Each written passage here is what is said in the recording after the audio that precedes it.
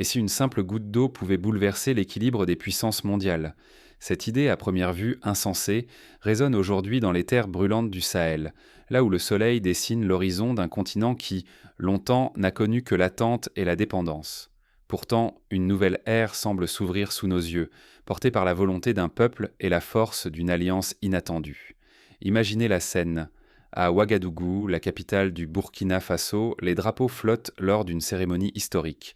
Le président Ibrahim Traoré, entouré de techniciens burkinabés et d'ingénieurs indiens, signe un accord agricole d'une ampleur jamais vue entre le Sahel et l'Asie. Valeur totale de l'engagement, 9 milliards de dollars, soit près de 8 000 milliards de francs CFA. Un chiffre qui, à lui seul, donne le vertige, mais ne suffit pas à raconter la portée de l'événement. L'objectif est limpide: irriguer 1 200 000 hectares de terres arides, ressusciter les cultures locales, offrir du travail à des millions d'agriculteurs et, au passage, briser l'antique dépendance aux importations étrangères. C'est une réponse directe à des décennies de frustration, où chaque récolte dépendait du bon vouloir du ciel, ou des bailleurs de fonds occidentaux. Mais ce pacte, fruit de mois de négociations discrètes et de méfiance envers les anciennes puissances, dépasse de loin la seule sphère économique. Il touche à la dignité d'un peuple, à sa capacité de décider pour lui-même et d'écrire enfin son histoire. L'eau, source de vie et symbole de puissance, devient ici l'arme d'une souveraineté retrouvée. Pour mieux saisir la portée de cette mutation, un retour en arrière s'impose. Pendant des décennies, le Burkina Faso n'a été qu'un nom sur la carte de l'aridité africaine. Dans l'imaginaire collectif, c'était le pays de la sécheresse, de l'exode rural, du riz d'urgence distribué par les ONG. On se souvient encore de ces images d'enfants courant derrière des camions d'aide humanitaire, de femmes creusant des puits à main nue, d'hommes partis tenter leur chance à Abidjan, Lagos ou Paris. Dans la mémoire des Burkinabés, ces années sont synonymes de privation, d'humiliation, de soumission à des décisions prises loin, très loin de Ouagadougou. Les semences venaient entrant d'Europe, les engrais d'Amérique du Nord, les tracteurs portaient au lélé l'emblème de multinationales dont le siège était à Genève ou à Minneapolis. Chaque achat, chaque récolte, chaque exportation était conditionné par des clauses draconiennes imposées par la Banque mondiale ou le FMI. Les intérêts s'accumulaient, les dettes s'alourdissaient et l'espoir s'évaporait. Prenons un exemple concret. Dans le village de Zignaré, à une cinquantaine de kilomètres de la capitale, le vieux chef se souvient de la grande sécheresse de 1977. Cette année-là, la pluie n'est pas venue, les récoltes ont été anéanties. Les familles vivaient hors de racines et de feuilles. L'aide alimentaire, venue par avion du Canada, était distribuée par des étrangers, qui souvent ne parlaient même pas la langue locale. C'était comme vivre sans dignité, raconte-t-il, et ce sentiment s'est transmis de génération en génération. Puis tout a changé, ou du moins une brèche s'est ouverte.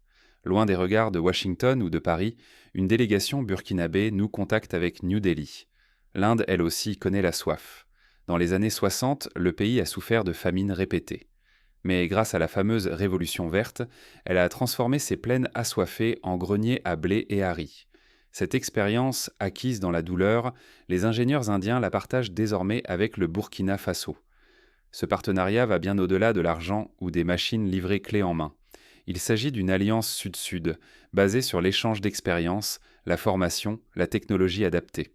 Sur le terrain, de jeunes techniciens burkinabés formés en Inde installent des systèmes d'irrigation gérés par intelligence artificielle, veillant à la gestion des ressources, et surtout transmettent leur savoir aux générations suivantes. À Bobo Dioulasso, par exemple, un centre de formation agricole a vu le jour grâce à ce partenariat. On y enseigne non seulement l'usage des pompes solaires ou la maintenance des canaux, mais aussi la gestion collective de l'eau, la transparence des comptes et la prévention de la corruption. Les femmes y occupent une place centrale, devenant responsables de coopératives, gestionnaires d'entrepôts, formatrices puis à leur tour. C'est toute la société rurale qui se transforme, lentement mais sûrement.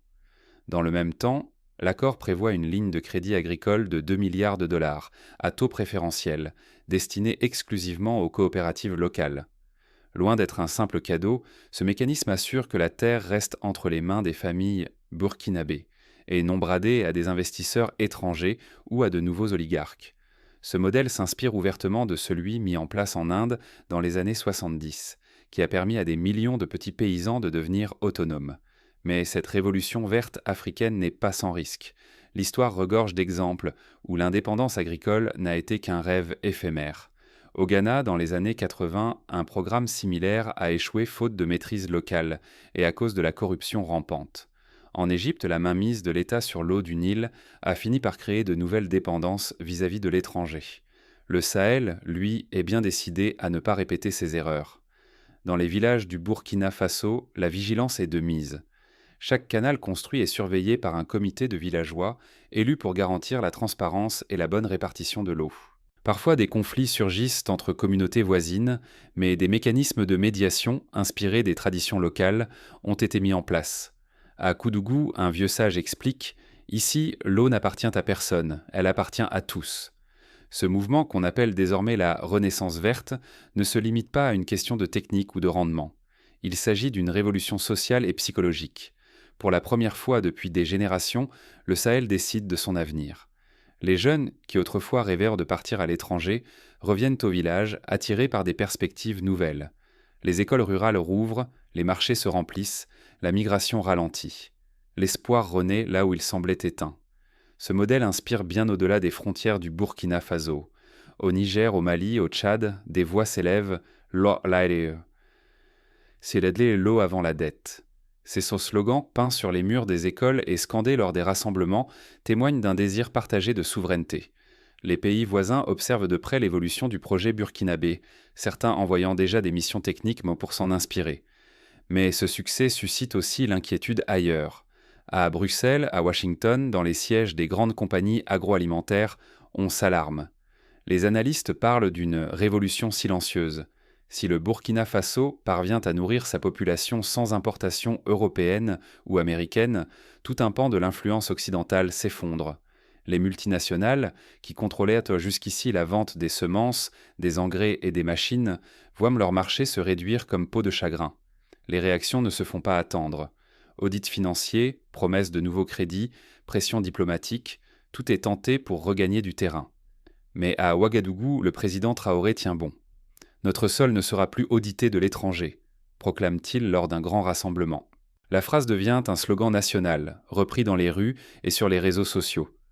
Pourtant, l'histoire africaine regorge d'exemples où l'élan de souveraineté a été brisé par de nouvelles formes de domination. En Angola, après l'indépendance, l'économie pétrolière a fini sous la coupe de nouveaux partenaires extérieurs. En Éthiopie, le barrage de la Renaissance, symbole d'émancipation, a suscité tensions et dépendances inédites. Le danger aujourd'hui serait de remplacer une tutelle par une autre, que la Chine, l'Inde ou la Russie prennent la place de l'Europe sans que le peuple ne gagne en autonomie réelle. La leçon est claire. L'indépendance ne s'achète pas, elle se construit et se protège chaque jour. Pour éviter de tomber dans de nouveaux pièges, le Burkina Faso a instauré des garde-fous. Les décisions se prennent localement, les contrats d'eau sont publiés en ligne, chaque goutte d'eau doit être comptabilisée. À Waïgouya, une application mobile permet à chaque paysan de signaler un problème d'irrigation, d'accéder à la météo, de consulter les prix du marché. C'est la technologie au service de la démocratie agricole. Mais la vigilance reste nécessaire. À chaque saison, de nouveaux défis surgissent. La tentation de privilégier une région au détriment d'une autre, la pression pour exporter au plus vite, la nécessité de concilier modernité et respect des traditions. Le gouvernement a mis en place un Conseil national de l'eau, composé de représentants des villages, des femmes, des jeunes, des chefs traditionnels et des ingénieurs. Ce conseil débat, arbitre, tranche. Il incarne une gouvernance partagée, inspirée à la fois des assemblées villageoises africaines et des panchayats indiens. Sur le plan international, l'onde de choc est palpable. La Chine propose déjà ses propres pompes et crédits bonifiés. Les États-Unis évaluent l'impact sur leurs exportations de maïs et de soja. L'Union européenne tente de relancer ses partenariats en promettant plus de transparence et d'inclusivité. Mais à Ouagadougou, la ligne est claire.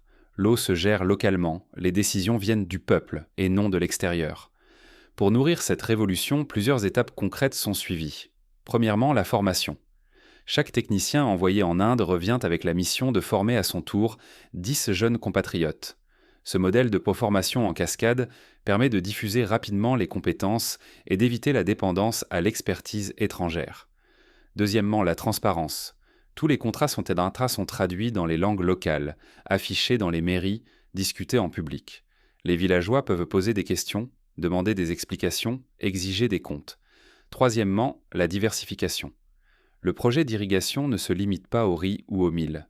Il encourage la culture de légumes, de fruits, de plantes médicinales pour répondre aux besoins locaux et éviter la monoculture, qui fut souvent le piège des anciennes politiques agricoles. Quatrièmement, l'inclusion des femmes. Dans chaque coopérative, au moins 40% des postes de responsabilité sont réservés aux femmes. Ce choix s'appuie sur des études montrant que l'autonomisation des femmes est le facteur clé de la sécurité alimentaire durable. Cinquièmement, la gestion des conflits. Des conseils de sages, appuyés par des médiateurs formés, interviennent en cas de litige sur la répartition de l'eau. Cette approche inspirée des traditions permet de prévenir les divisions et de préserver la cohésion sociale. Mais au-delà du matériel, une force plus discrète veille, la mémoire collective. L'eau, jadis symbole de pénurie et de soumission, devient héritage, message aux générations futures. À chaque inauguration de canal, on plante un arbre, on raconte aux enfants l'histoire des années de sécheresse, on célèbre la résilience et la solidarité. L'eau raconte une histoire partagée, celle d'un peuple qui refuse de disparaître. La souveraineté, ici, ne se proclame pas. Elle s'éprouve, saison après saison, récolte après récolte. Elle exige discipline, transparence, responsabilité. Chacune des décisions, chaque arrosage, chaque récolte doit être comprise, expliquée, acceptée par tous. La confiance circule avec l'eau, mais se regagne à chaque saison, au prix d'un effort collectif jamais relâché. Ce modèle attire l'attention du monde entier. Des délégations venues du Sénégal, du Kenya, du Brésil visitent les chantiers, observent la gouvernance locale, prennent des notes. La Banque africaine de développement étudie la possibilité de soutenir des projets similaires dans d'autres régions. L'Union africaine évoque la création d'un fonds panafricain de l'eau pour mutualiser les expériences et renforcer la solidarité sud-sud. Mais le vrai test, c'est la durée. Sans vigilance, la souveraineté d'aujourd'hui pourrait s'effriter demain, rongée par de nouveaux intérêts masqués. Le danger n'est jamais loin. Tentation de céder à la facilité, de vendre le contrôle à des investisseurs pressés, d'oublier la leçon des années de dépendance. Ce modèle n'est pas une garantie éternelle, mais une promesse à renouveler jour après jour. Au cœur de chaque village, sous l'ombre d'un canal façonné par des mains locales, la révolution silencieuse prend racine. Ici, la souveraineté ne se proclame pas, elle se vit. Des coopératives inventent leurs propres règles, l'eau est gérée par des conseils villageois, et surtout, on refuse toute tutelle extérieure. Les habitants surveillant la répartition, débattent, arbitrent les litiges, veillent à ce que chaque goutte compte, que nul ne soit oublié. En cela, le Burkina Faso s'inscrit dans une longue histoire de lutte pour la maîtrise de l'eau. De l'Égypte ancienne, où le Nil était divisé par des scribes, à l'Inde des barrages du Gange, l'eau a toujours été le nerf de la souveraineté. À présent, le Sahel écrit son propre chapitre. La question demeure, et si la vraie révolution naissait, non pas dans les discours ou les grandes capitales, mais dans la patience obstinée des paysans qui, goutte après goutte, changent le destin de leur terre. Ce moment est une invitation à s'engager, à réfléchir à la valeur de l'indépendance, de la fierté, de la prospérité partagée, à comprendre que chaque décision locale résonne désormais loin, bien au-delà des frontières, que chaque Burkinabé, chaque Africain, chaque citoyen du monde mesure le prix et la promesse de cette audace collective. Car la vraie révolution ne coule pas seulement dans les canaux ou les turbines, mais dans la certitude nouvelle, le droit et le devoir de choisir sa route, de ne plus dépendre d'une pluie tombée sur ordre d'ailleurs, mais de s'appuyer sur la force du collectif, sur la mémoire des anciens, sur l'espérance des jeunes. Reste cette question. Et vous, que ferez-vous de cette goutte d'espoir qui coule jusqu'à vous ? Un nouveau chapitre s'ouvre pour le Sahel, où chaque décision locale peut résonner bien au-delà des frontières. Mais l'histoire ne s'arrête pas là. D'autres batailles, d'autres choix se profilent déjà. L'avenir ne se reçoit pas, il se façonne ici et maintenant. Ouvrez les yeux sur ce qui se construit au Burkina Faso. Ce n'est pas seulement un chantier d'irrigation, c'est un acte de souveraineté, hectare après hectare, goutte après goutte. C'est la naissance d'une ère nouvelle, où la décision de nourrir la nation ne vient plus de Paris, Washington ou Bruxelles, mais du sol africain lui-même. Pendant plus de 50 ans, l'Afrique a vu son agriculture régie par des subsides occidentaux, des crédits corsetés, des semences importées, des engrais sous dépendance. Aujourd'hui, pour la première fois, l'eau trace son chemin selon la volonté des Burkinabés. Ce n'est plus la pluie étrangère qui décide du destin des récoltes. L'alliance avec l'Inde n'est pas un simple contrat, c'est la rencontre de deux pays qui, autrefois dominés, décident ensemble de briser le vieux cercle de soumission. Ici, le Sud montre qu'il peut inventer sa propre renaissance sans attendre la permission de quiconque. À présent, la question s'impose. Sommes-nous prêts à soutenir une Afrique qui ose choisir sa voie, même si cela implique d'affronter l'inconnu? Ou bien préférons-nous rester spectateurs, misant sur la chance que cette fois, l'histoire soit clémente? Ce moment est une invitation à la réflexion, à l'action, à la solidarité. C'est le temps de mesurer l'importance de chaque goutte d'eau, de chaque geste collectif, de chaque choix courageux. Car l'avenir du Sahel, et peut-être celui du continent tout entier, se joue dans ces décisions prises ici, maintenant, loin des projecteurs, mais sous le regard du monde entier. La vraie révolution, c'est celle qui commence par une goutte, et qui, de rivière en canal, d'un champ à l'autre, finit par changer le cours de l'histoire.